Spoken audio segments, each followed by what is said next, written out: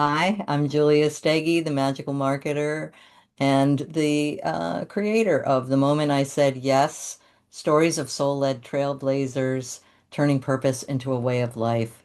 And with me right now, I have Iva Bajić-Hajduković. Okay, I almost messed that up. Who created a chapter for the book called The Magic We Were Never Meant to Forget. So thanks, Eva, for coming on for this little brief conversation we're going to have today. Hi, Julia, and thank you so much for this opportunity. First of all, the opportunity to be a part of this anthology and also to have this conversation. It's a real privilege and honor to be here in this space. Thanks so much. Well, I really love your chapter. So, um, tell me what inspired you to want to be a part of this anthology? I think it was it was a long sequence of events and watching over the years how much I struggled to accept that we do not have to fragment ourselves and only work from one aspect of who we are. And having to choose, I'm an academic, or I'm an artist, or I'm an intuitive, which is what was my experience for many years, almost feeling that I had to make a choice. Who am I? And what is my dominant identity from which I was creating and I would say serving the wider community as an academic for most of my life. And at some point, the intuitive was not only knocking on the door of the academic, but it almost started to kind of bang and, really kick the door until at one point it became blatantly obvious that I could not continue working like this anymore, like having separate containers for one aspect of myself and then another one, kind of moonlighting as an intuitive, like outside of my main job as an academic. Right. Well, you were an academic anthropologist, isn't that right? Yes, that's right. And So so you were studying some of the stuff that you ended up actually doing as an yes, intuitive, right? I yes. remember you sharing that people were telling you, people in the academic world were literally saying you can't do that. Yeah, because you are supposed to study that and not sort of almost escape to the other side and start doing the practices that you are studying. And in a way, it was almost like feeling like you kind of, I don't know, transgressed, not you, but that I have transgressed somehow, by starting to openly and publicly work as an intuitive and show up in that aspect. And I feel that there is a lot, in my case, this was the separation between the academic, the intuitive, and the creative somewhere as well. For others, it may be a different triad or a dyad, or, people may have, like multiple different identities where they feel, like, oh, how do I reconcile, all these different sides to me? But I feel there is a common thread and almost a need to speak, to come out, because I felt that I was living in a spiritual closet for a number of years. Right. And that's why I feel it's important to open up this space, open up the conversation, and maybe there will be others who will feel inspired. Well, if she managed to sort of get over herself and show up for all that she is, perhaps I can do something like that as well. I'm curious, how did you get the guts to do it? You know, when all of your colleagues at the university are saying, Eva, you can't do this. That's what they were doing, or that's what that group of Mhm. people that you're studying did. You're only supposed to analyze it or something like that. How did you break through that? Well, it took a number of years. It didn't really happen overnight. So it was, kind of almost breaking through different layers. And at the same time, there was also a need inside of me to bring back on board a younger version of myself who didn't shy away from standing up to differing opinions or figures of authority. And I think a lot of us will probably be familiar with sort of working with our inner child and reconnecting. And I feel that, like there is that element of, going back and reclaiming all parts of who we are, the sort of those younger, rebellious versions of ourselves who knew about magic, who were Right. not afraid, like of sort of speaking to the invisible friends in inverted commas, although they were very visible to me when I was little. And I'm sure that there are a lot of little boys and girls who are communicating with their invisible friends, again, in inverted commas, but going back and revisiting what it felt like, I found that very inspiring and very encouraging, okay, like, let's do this together. And in a way, it felt almost like I needed that sort of 5-year-old version of myself by my side to come out of that spiritual closet, I would say. And it's, like spiritual closet does not probably describe best what it feels like, what it felt like. Yeah. It was more of reclaiming all that we are. Yeah. That's beautiful. And I don't want to give away too much in your chapter. But you were in Belgrade during the bombing in 1999, and that was sort of a turning point for you, Yeah. um, right? And it's almost like the world had to shatter in order for you to get out of that. I'm just gonna be an academic. Um, I can't do this other thing state of mind. Yeah. That was a trigger point and thing, that kind of event that started the ball rolling for me, because it is an extreme point in life where you wouldn't normally, under normal circumstances, you wouldn't find yourself there unless, again, it was a different type of an extreme situation. And to find yourself in under such circumstances where you feel, okay, am I completely on my own, as my logical brain was telling me for most of my adult life that, there is nothing beyond the visible, the experiential, and that, it was all just imagination, whatever I was experiencing in childhood and whatever people around me were experiencing.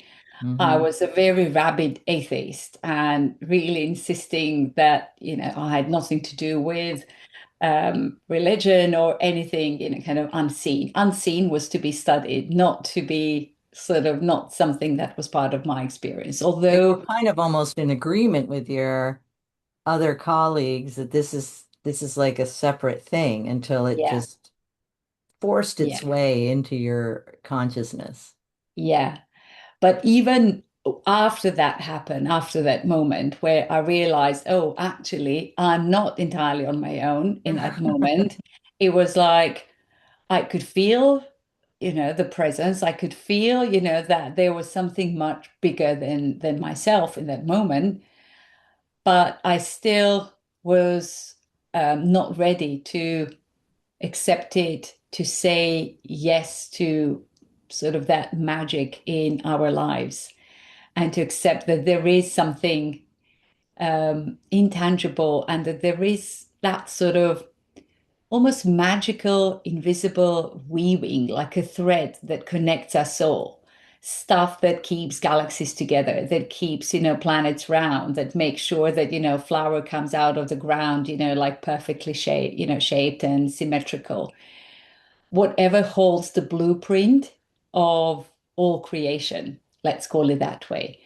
I still was not ready after that one singular moment, to fully step out and to say yes, like I feel you, I see you. I could feel that inside of me, but it took many more years. And another, again, a bit extreme moment, in my life, that then opened my door, to fully to that awareness, and then kind of gradually building my way fully out into the world and accepting that magic is part of our lives. It's part of our world and our reality. And so in a way, you weren't really actually you were teaching. So you were Yes. mentoring other students at this in this transitional period in your life. Yeah. And so you became a trailblazer, which is one of the words in our title about soul-led trailblazers. You are blazing a trail in in a place that just hadn't, I mean, in a world where students are asked just to memorize things. Mm, And yeah. you share in your chapter about guiding them to a place where they would actually trust themselves. And so how Yes. did that feel for you to be going through this yourself and to be guiding others at the same time? Because often we feel like we already have to have it all together Mm, before we even start, right? well, that's the key point, I would say. If we are waiting for the moment where we feel, okay, I'm done, like I've sorted myself out fully. I know exactly what I'm doing. It may be too late. We may not, we may run out of time Right, to show up there for anybody else. And I feel that we have to get on with the work while we are still working on ourselves. And we never stop working on ourselves. right. I think that, we, for as Oh, long as we are alive, we keep figuring things out, right? Because I think that the moment where we say, oh, I figured everything out, I'm done with my healing journey, I'm done with, kind of self-reflection, with whatever processes, I think this is when authenticity starts to break, because we are not, and that sort of duty of care first to ourselves and then to whoever else we are showing up for in our work. So it's really important. I feel that two processes need to go hand in hand while, holding the space for others. And it's almost like a mirror process. And then when we see how it works in the space that we hold for somebody else, it's almost like, we feel encouraged, and it becomes a bit easier to say yes to ourselves, to say yes to that magic. yeah, that's great. Because And in a way, it's always, sorry to interrupt, Julia, it no, feels go almost ahead. like it's always easier to spot with somebody else and to see that magic in someone else before we become aware of magic in ourselves. Yeah, I feel that there is a slight almost it while it often unfolds simultaneously, there is almost a slight delay. Like if you remember the old phone lines, where you had to wait for maybe a split second or a second, before you could, kind of hear completely what the other side has said. Like it's almost like that. There is a slight almost delay in that relationship between us and those that we hold space for, how our, let's say, healing journeys or whatever journeys of self-discovery are unfolding. It's like a right. dance. Yeah, yeah. I love that idea. So that it's like you're able to see in your students or mentees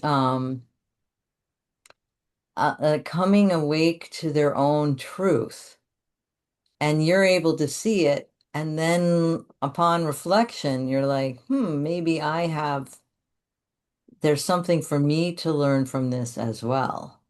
Yeah. And I And feel, yeah, go go ahead. ahead. No, I'm not interrupting you. It feels almost it's coming from a much better place when this process of almost kind of becoming a bit more self-aware comes as a reflection through working with someone else because um, our ego is not kind of coming into that relationship because we are Right, seeing a fragment of ourselves while we are working with someone else. And because it is a reflection of somebody else, we know that, whatever we see, it is not kind of an issue of, oh, look at me, I'm doing this amazing thing. It's like, it's nothing to do with ego does not play a role there. It feels more grounded and more genuine because it is the image is reflected to us as coming from someone else. right. I love that. So this kind of brings me to the concept of being a soul-led trailblazer in today's world. I mean, as I see it, I feel like you must have always known on a soul level when you were studying anthropology that you were going to bring this, I mean, really leading edge in this world concepts out into the world. You just were studying it from a perspective of I'm just studying it from afar. But I feel like your soul must have known. And at some point you got clear on that, yes, yeah, yes, I am actually studying this to do this. And and specifically in this period of time in the world. So Yeah. how does Yeah. that feel now, knowing that about yourself, that you're like this bridge between worlds at a time where we really need it?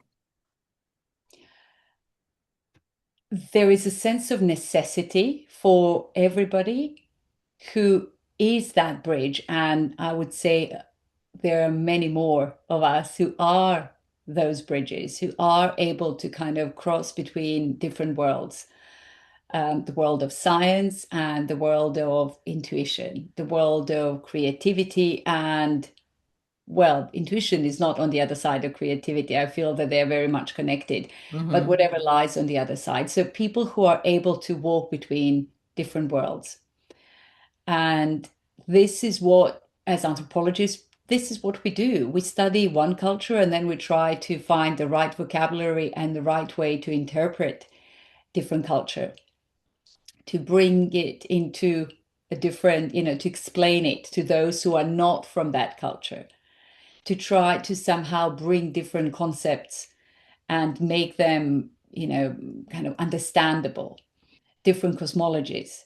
So, but the difference that happened for me personally is stepping from the role almost of being an observer, like watching that uh, performance on the stage, which is life unfolding, I guess, to becoming more of an active participant.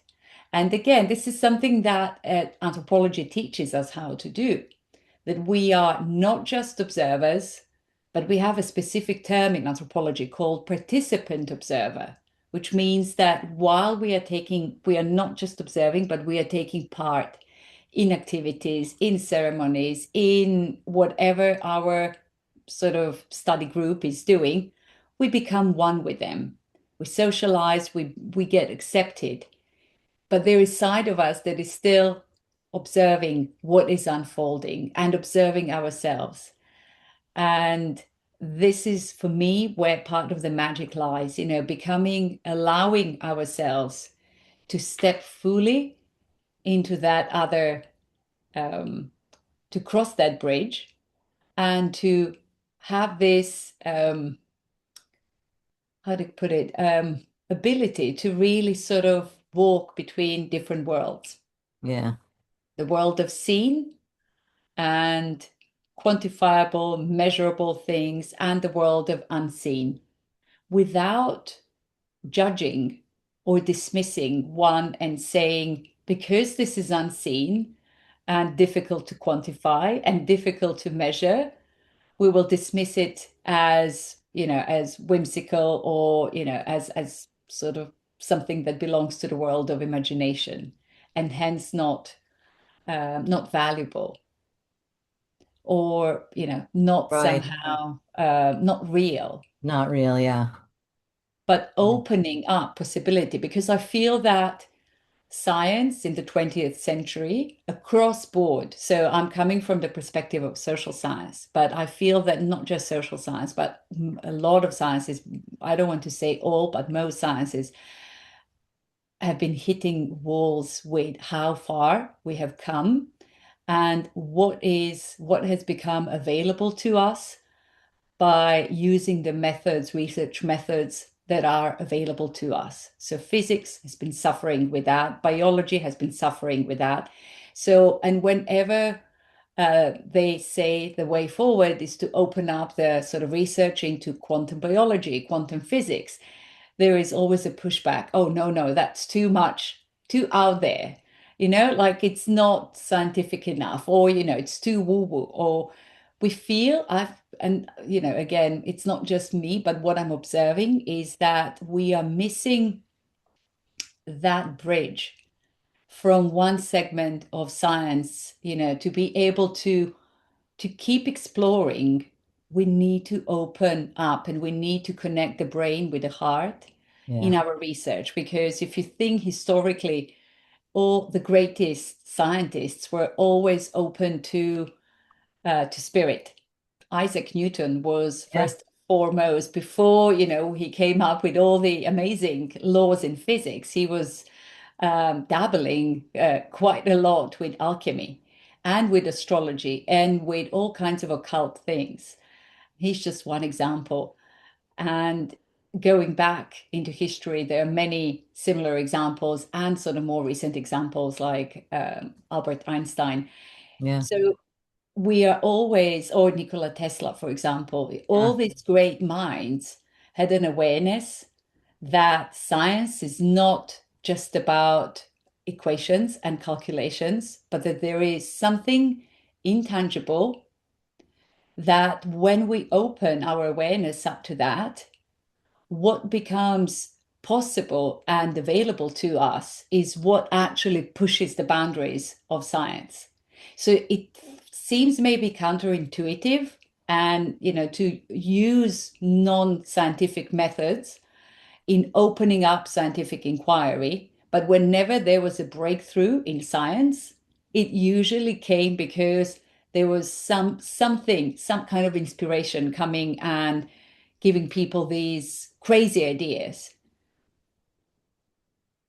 So, Eva, what what is it that you hope that the reader of your beautiful chapter um, can draw from it and walk away with?